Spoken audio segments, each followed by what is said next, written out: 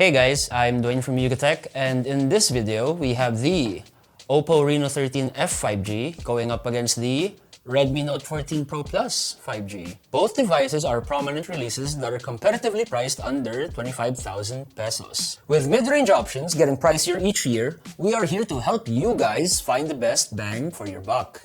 So, without further ado, let's dive right in.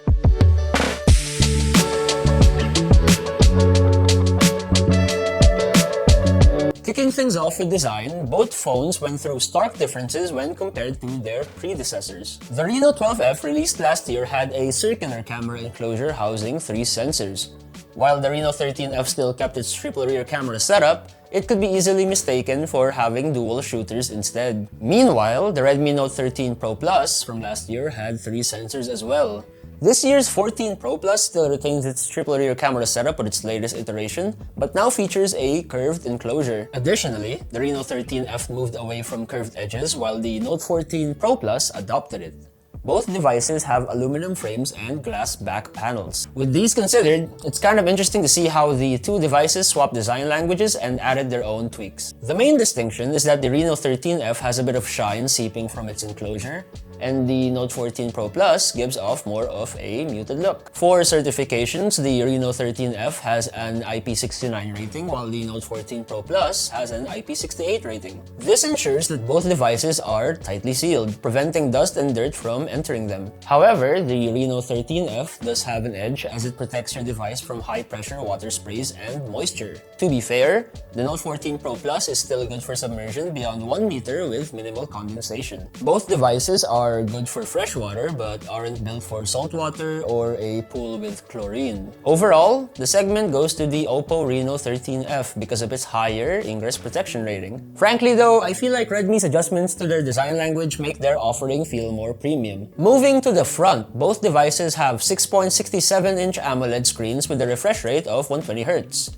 Both devices are also fitted with dual stereo speakers. The similarities stop here though, as the Reno 13F gets a FHD Plus resolution while the Note 14 Pro Plus supports 1.5K resolution. In terms of brightness, the Reno 13F peaks at 1200 nits, while the Note 14 Pro Plus peaks at 3000. This suggests more usability under direct sunlight from Redmi's offering. Given our recent reviews on both devices, I can assure viewers that both displays are great. However, the Redmi Note 14 Pro Plus does give a smoother experience at its best. It also offers deeper blacks and more vivid colors. There's also something about its curved edges that make the viewing experience feel more premium.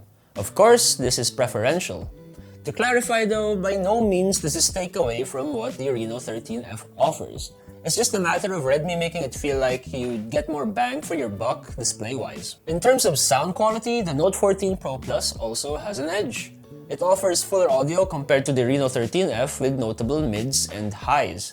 This is probably due to Dolby Atmos. In addition, users may also opt to use Xiaomi sound instead under settings. The only noteworthy thing about the Reno 13F's audio is that users can bump it up to 300%. Personally, I wouldn't recommend blasting it to full. This is because the quality dips down a bit in favor of loudness for highs, meant for listening to podcasts or ebooks. With that, I'll have to give the point for this segment to the Redmi Note 14 Pro Plus. I would say it's well deserved, given the refinements in display, audio, and the experience that comes with it under its price segment. For performance, the OPPO Reno 13F is powered by a Snapdragon 6 Gen 1 clocking up to 2.2 GHz. Meanwhile, the Redmi Note 14 Pro Plus packs a Snapdragon 7S Gen 3 under the hood clocking up to 2.5 GHz. We could infer that the bump in frequencies make a difference between the two devices. As per our benchmarks, the Redmi Note 14 Pro Plus has higher scores in all tests save for Antutu storage. In fact, the OPPO Reno 13F doubled its storage score. This suggests that its chipset is more optimized in tasks for reading and writing, which also means it could handle data from software and apps better. Oddly enough, the Redmi phone felt like it excels either way. Setting numbers aside, both phones do well enough for day-to-day endeavors. To be specific, casual games and MOBA titles run with ease. Just be mindful to run resource-intensive games at low to medium graphics. But overall, this round has to go to the Redmi Note 14 Pro Plus. On to cameras, where both devices sport triple rear shooters. The Reno 13F has a 50 megapixel main, an 8 megapixel ultrawide, and a 2 megapixel macro. It also comes with a 32 megapixel selfie shooter. Meanwhile, the Note 14 Pro Plus has a 200 megapixel main, an 8 megapixel ultrawide, and a 2 megapixel macro. This is also equipped with a 20 megapixel front-facing camera. With these considered, both devices actually offer good detail and contrast. However, the Redmi Note 14 Pro Plus has the advantage in offering better dynamic range from its rear cameras. This was evident when we took our sample shots. We noticed that the Reno 13F can struggle at night and with low lighting conditions. Oddly enough, the roles kinda reversed when it came to selfies. I'm not going to sugarcoat it, the Note 14 Pro Plus does not really take good selfies at night. To be fair though, most phones don't. However, it was a pleasant surprise that the Reno 13F retained details decently with good color from selfies. That being said, we'll have to go with a tie under this segment. Generally speaking, both devices offer good snaps.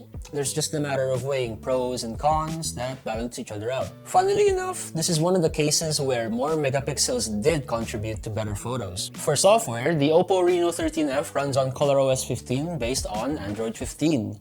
Meanwhile, the Redmi Note 14 Pro Plus ships with Xiaomi HyperOS based on Android 14. It should be a given that apps and UI design will boil down to user preference. For those curious, both devices will also have a handful of bloatware pre-installed. For update policies, the Note 14 Pro Plus is slated to receive 3 major software updates and 4 years of security patches. Unfortunately, we don't have details on how long OPPO will be supporting the Reno 13F just yet. For connectivity, both devices support dual nano SIM, 5G, GPS, and NFC.